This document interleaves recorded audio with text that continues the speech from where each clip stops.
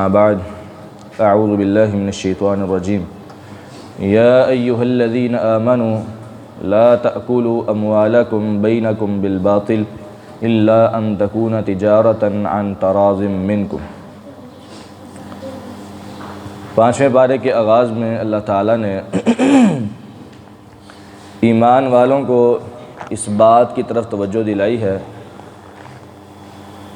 کہ تجارت کرنے کے اصولوں میں سے ایک اصول سب سے بڑا یہ ہے کہ فریقین کا راضی ہونا نہایت ضروری ہے۔ چیز لینے والا اور چیز خریدنے والا، چیز فروخت کرنے والا اور خریدنے والا دونوں کی رضامندی کا ہونا ضروری ہے۔ یہ نہیں ہے ایک بندہ جو ہے وہ راضی ہے اور دوسرا راضی نہیں ہے تو یہ تجارت صحیح نہیں۔ آج کل ہمارے ہاں قسطوں کا کاروبار چلتا ہے، اس کے غلط ہونے کے جتنے بھی طریقہ کار ہیں ان میں سے ایک یہ بھی ہے کہ فریقین کی رضامندی اس میں نہیں ہوتی۔ بظاہر چیز لینے والا جو ہے وہ راضی ہوتا ہے بظاہر، لیکن اندر سے وہ بھی راضی نہیں ہوتا۔ کوئی بندہ بھی یہ نہیں چاہتا کہ باہر میں چیز جو ہے وہ اتنے کی ہے اور مجھے اس سے زیادہ ملے۔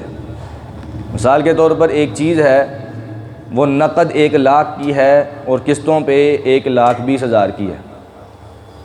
کوئی بندہ بھی چیز لینے والا یہ نہیں چاہے گا کہ مجھے 1 لاکھ والی چیز 20,000 میں زیادہ میں پڑے۔ اوپر سے بیچارہ مجبور ہوتا ہے اور وہ لینے کے لیے راضی ہو جاتا ہے، لیکن اندر سے کوئی بھی راضی نہیں ہوتا۔ اس وجہ سے یہ تجارت صحیح نہیں ہوتی۔ قسطوں کے کاروبار کے حوالے سے بہت ہی معاملہ مشکوک، اس سے بچنا چاہیے۔ اور اس میں تو یہ بھی ہے کہ نبی علیہ الصلوۃ والسلام نے فرمایا ایک چیز میں 2 بیع کرنا یہ بھی حرام ہے۔ ایک تو یہ ہے کہ یہ چیز نقد اتنے کی ہے اور ادھار اتنے کی ہے، تو یہ ایک ہی چیز میں کتنی 2 بیع ہو گئی، تو یہ حرام غلط۔ ٹھیک ہے، بس یہی کہ ایک چیز چاہے آپ نے قسطوں کا کاروبار کرنا ہے کریں، لیکن قسطوں کے کاروبار میں جو چیز جائز ہے وہ یہ ہے کہ یہ چیز نقد بھی اتنے کی ہے ادھار بھی اتنے کی، قسطوں میں بھی اتنے کی ہے پھر ٹھیک ہے، کیونکہ یہ قسطیں جو ہیں یہ نبی علیہ السلام کے دور میں بھی چلتی رہیں کہ کوئی بندہ غریب ہے وہ کہتا ہے یار میں اکٹھے پیسے نہیں دے سکتا، تو اس کو کہے یار چل تو قسطوں میں دے دے، لیکن رقم اتنی ہی رہے گی۔ رقم اگر بڑھ گئی زیادہ ہو گئی تو وہ سود کے زمرے میں آئے گا۔ اللہ تعالیٰ ہمیں اس سے بچائے۔ تو قرآن کریم میں بھی یہی اصول بیان کیا گیا ہے کہ لا تأکلوا اموالکم بینکم بالباطل الا ان تکون تجارہ عن تراض منکم، کہ تجارت باہمی رضامندی سے ہونی چاہیے، ورنہ یہ اصول اس کا جو ہے نا وہ غلط ہو جائے گا۔ آگے اللہ تعالیٰ کہتے ہیں ان تجتنبوا کبائر ما تنہون عنہ نکفر عنکم سیئاتکم، اگر تم کبیرہ گناہوں سے اجتناب کرتے رہو گے، بچتے رہو گے، ایسے گناہ جن سے بچنے کا اللہ نے حکم دیا ہے، جن کے نہ کرنے کا حکم دیا ہے نبی علیہ السلام نے حدیث کے اندر، اور اللہ تعالیٰ نے قرآن کریم کے اندر وہ گناہ نہ کرنے کا حکم دیا ہے، اور جن کے گناہ کرنے پر وعید نازل ہوئی ہے، ان گناہوں سے اگر تم بچتے رہو گے تو تمہارے جو چھوٹے چھوٹے صغیرہ گناہ ہیں وہ اللہ تعالیٰ خود ہی معاف کرتا جائے گا۔ ان تجتنبوا کبائر ما تنہون عنہ نکفر عنکم سیئاتکم وندخلکم مدخلا کریما، اور تمہیں اللہ تعالیٰ وہ سارے تمہارے چھوٹے چھوٹے گناہ معاف کر کے تمہیں اللہ تعالیٰ جنت میں داخل کر دے گا۔ لیکن اگر تم کبیرہ گناہ کرتے رہو گے اور کبیرہ گناہوں پہ اصرار کرتے رہو گے تو یہ کسی بھی مسلمان اور مومن کی نشانی نہیں ہے، اور کبیرہ گناہوں کی وجہ سے تمہارے صغیرہ بھی معاف نہیں ہوں گے۔ اگر معافی نہیں مانگو گے، توبہ نہیں کرو گے، تو یہ جو وضو کرنے سے گناہ معاف ہوتے ہیں، ایک نماز سے دوسری نماز کے درمیان کے گناہ معاف ہوتے ہیں، ایک جمعے سے دوسرے جمعے تک گناہ معاف ہوتے ہیں، یہ سارے کے سارے اس وقت ہوں گے جب ہم کبیرہ گناہوں سے بچیں۔ تو اللہ تعالیٰ ہمیں بچنے کی توفیق عطا فرمائے۔ آگے اللہ تعالیٰ نے کہا یا ایھا الذین آمنوا لا تقربوا الصلاۃ وانتم سکارى، اے ایمان والو جب تم نشے کی حالت میں ہو، بے ہوشی کی حالت میں ہو تو نماز کے قریب نہیں جانا، نماز نہیں پڑھنی اس وقت۔ ایک تو یہ ہے کہ کسی انسان نے کبیرہ گناہ کرتے ہوئے شراب کو پی لیا تو وہ نماز نہ پڑھے، نماز کے قریب بھی نہیں جائے گا۔ ایک تو اس نے وہ گناہ کیا ہے، دوسرا نشے میں اگر نماز پڑھے گا تو اس میں جو ہے وہ اور غلطیاں کر دے گا اور اسلام سے کفر کی طرف جا سکتا ہے۔ تو یہ منع ہے اسلام کے اندر۔ سیدنا علی المرتضیٰ رضی اللہ تعالی عنہ نے ایک مرتبہ جب شراب حرام نہیں ہوئی تھی اس وقت شراب پی کے نماز پڑھائی تو سورۃ الکافرون کی تلاوت کی اور آیتیں آگے پیچھے کر دیں، تو اللہ تعالیٰ نے اس آیت کو نازل کیا کہ یا ایھا الذین آمنوا لا تقربوا الصلاۃ وانتم سکارا۔ آپ کو پتہ ہے کہ شراب 3 حصوں میں جو ہے نا وہ حرام ہوئی ہے۔ پہلے اللہ تعالیٰ نے کہا کہ شراب کے فائدے بھی ہیں اور نقصانات بھی ہیں، لیکن فائدوں میں سے نقصانات زیادہ ہیں، فائدوں کے مقابلے میں نقصان زیادہ ہے۔ پہلے یہ حکم نازل ہوا اور اس حکم کی وجہ سے کچھ صحابہ کرام شراب چھوڑ گئے اور کچھ جو ہے وہ پیتے رہے۔ دوسرا حکم یہ والا نازل ہوا کہ لا تقربوا الصلاۃ وانتم سکارا، نماز کے قریب نہیں جانا جب تم نے شراب پی ہو۔ تو اس سے بھی کچھ صحابہ جو ہے وہ شراب سے باز آ گئے اور انہوں نے شراب پینی چھوڑ دی۔ تیسرا حکم جب نازل ہوا کہ ساری کی ساری اب جو ہے نا وہ ٹوٹلی شراب حرام ہو گئی ہے، اب کوئی بھی صحابی یا کوئی بھی بندہ جو ہے، کوئی بھی مومن بندہ آج کے بعد شراب نہیں پیے گا۔ اس کے بعد پھر ٹوٹلی حرام کر دی گئی، یعنی شراب کو بھی 3 حصوں میں جو ہے نا وہ حرام کیا گیا، اکٹھا یکدم حرام نہیں کیا گیا۔ تو اللہ تعالیٰ نے کہا کہ نشے کی حالت میں نماز کے قریب نہیں جانا۔ اس سے یہ بھی پتہ چلتا ہے کہ جب انسان کو نیند آ رہی ہو اس وقت بھی نماز نہیں پڑھنی چاہیے۔ نیند کی حالت میں بھی جب نماز پڑھے گا تو لفظ غلط ہو سکتے ہیں اور معنی خراب ہو سکتا ہے، تو اس سے بھی جو ہے نا وہ بڑا معنی بدل جاتا ہے۔ تو اللہ تعالیٰ ہمیں سمجھ کے عمل کی توفیق عطا فرمائے۔ اور یہاں سے یہ بھی پتہ چلتا ہے کہ حتیٰ تعلموا ما تقولون، اللہ تعالیٰ کہتے ہیں تم تب تک نماز نہ پڑھو جب تک تمہیں پتہ نہ چل جائے کہ تم کیا کہہ رہے ہو، جب تک یہ پتہ نہ چل جائے کہ تم کیا کہہ رہے ہو۔ اب اندازہ لگائیں کہ ہماری نمازیں جو ہیں وہ اکثر اسی حالت میں ہوتی ہیں کہ ہمیں نہیں پتہ ہوتا ہم کیا کہہ رہے ہیں۔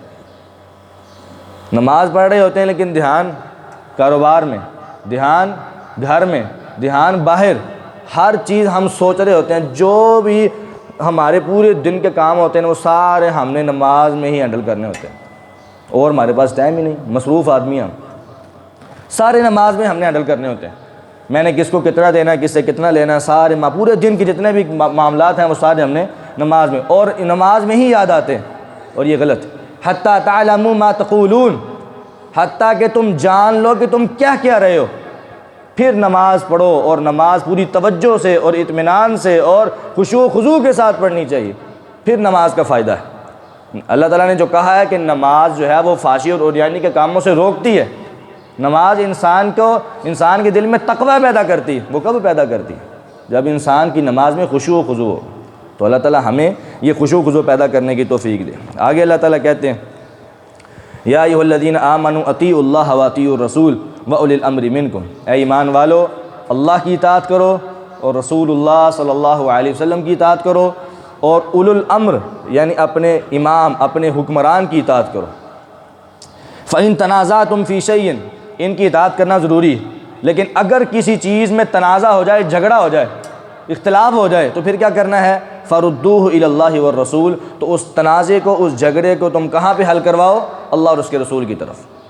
یعنی جب بھی کوئی مسائل پیدا ہو جائیں، تمہارے آپس میں جھگڑا تنازع ہو جائے، تو مسائل کو حل کس سے کروانا ہے؟ اللہ اور اس کے رسول، قرآن و حدیث سے۔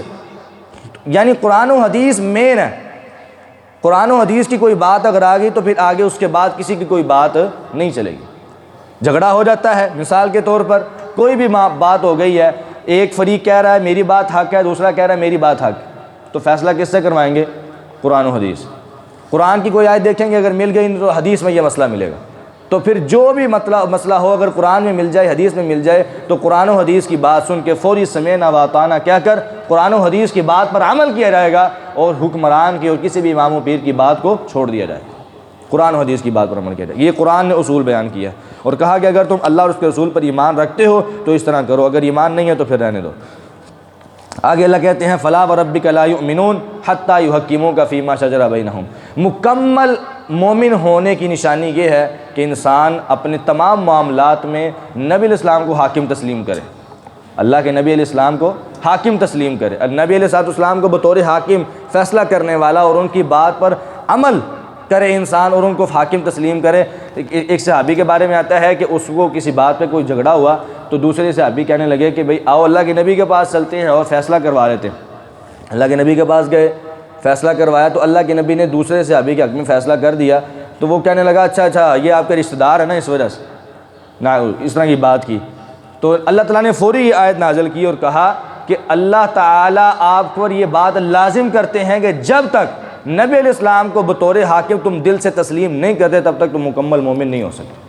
اور نبی علیہ السلام کو حاکم تسلیم کرنا یہ ایمان کی علامت ہے اور ایمان کی تکمیل ہے۔ آگے اللہ فرماتے ہیں وَمَن يُطِعِ اللَّهَ وَالرَّسُولَ جو بندہ اللہ اور اس کے رسول کی اطاعت کرے گا وہ ان لوگوں کے ساتھ ہے جن پر اللہ نے انعام کیا. یعنی اللہ تعالیٰ اطاعت رسول کی وجہ سے ساتھ کس کا عطا فرمائے گا؟ نبیوں کا، صدیقین کا، شہداء اور صالحین کا. اللہ تعالیٰ ان 4 گروپوں کے لوگوں کا ساتھ عطا فرمائے گا اس بندے کو جو بندہ اللہ کی اطاعت کرتا ہے اور اللہ کے رسول کی اطاعت کرتا ہے. اور یہ مین ہے اطاعت رسول کا فائدہ سب سے بڑا کہ اللہ قیامت والے دن کن کے ساتھ ہوگا؟ بندہ جو ہے وہ نبیوں کے ساتھ ہوگا. تو نبیوں کا ساتھ ملنا یہ نہایت ایک شرف کی بات ہے اور بہت ضروری ہے. اللہ تعالیٰ ہمیں یہ عطا فرمائے.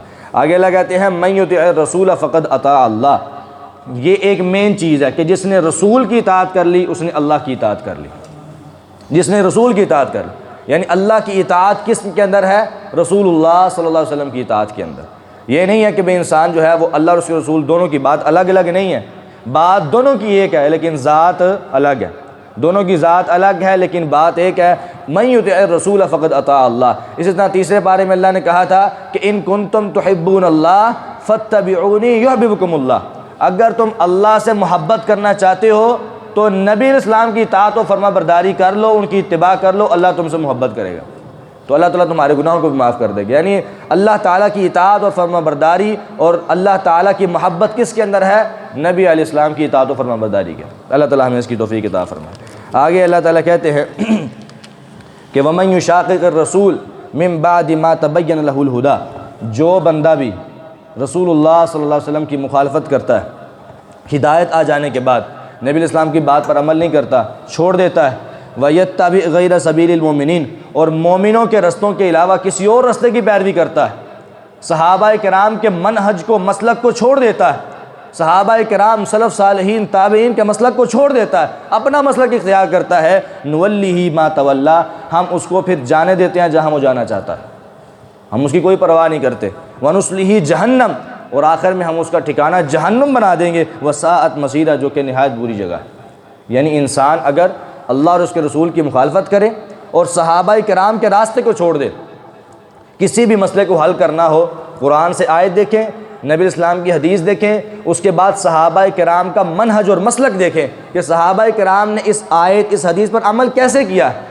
صحابہ کرام کے بعد سلف صالحین جو کہ محدثین کرام، ان کے منہج کو دیکھا جائے گا کہ انہوں نے اس آیت اور حدیث پر عمل کیسے کیا ہے. ان کے منہج اور مسلک پر چلتے ہوئے اس کسی بھی آیت اور حدیث پر عمل کیا جائے گا، کیونکہ وَيَتَّبِعْ غَيْرَ سَبِيلِ الْمُؤْمِنِينَ سے ثابت ہوتا ہے کہ منہج اور مسلک اگر لیا جائے گا تو مومنین صحابہ کرام کا لیا جائے گا، ورنہ کوئی نہیں ہے. کسی ایک بندے کا مسلک لینا بھی غلط اور کسی ایک کی اطاعت کرنا بھی غلط. نبی علیہ السلام کے بعد اگر درجہ بنتا ہے تو وہ صحابہ کرام کا. کسی بھی چیز پر اگر عمل کیا جائے گا، کسی بھی حکم پر عمل کیا جائے گا، طریقہ کار کن کا ہوگا؟ صحابہ کرام رضوان اللہ علیہم اجمعین. اس کے بعد سلف صالحین. یہ چیز ایک مین ہے، اس پر انسان چلتے ہوئے دین پر عمل کرے اور زندگی گزارے. اللہ تعالیٰ اس کی نجات کے لیے یہی کافی کر دیں گے. آگے اللہ تعالیٰ کہتے ہیں یا ایھا الذین آمنوا آمنوا باللہ ورسولہ. اے ایمان والو اللہ اور اس کے رسول پر ایمان لے آؤ. عجیب خطاب ہے کہ ایمان والو ایمان لے آؤ.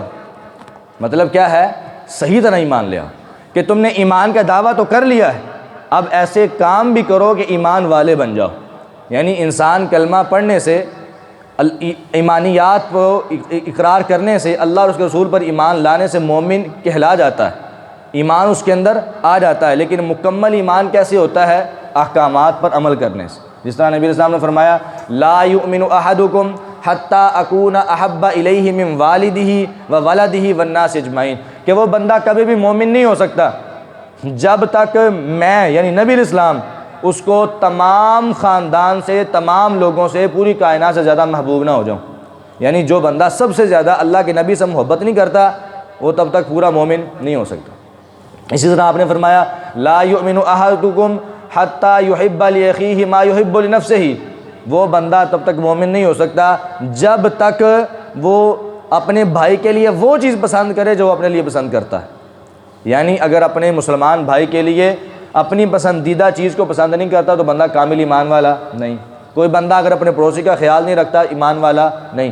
اب یہ چیزیں یہ نہیں ہے کہ اگر خیال نہیں رکھے گا یا پسند نہیں کرے گا تو وہ دائرہ اسلام سے خارج ہو جائے گا. نہیں، مومن تو رہے گا ایمانیات اس کے اندر رہیں گی، لیکن کامل مومن نہیں بن سکتا جب تک ان چیزوں پر عمل نہ کرے۔ اللہ تعالی ہمیں عمل کی توفیق عطا فرمائے۔ وآخر دعوانا الحمدللہ رب العالمین۔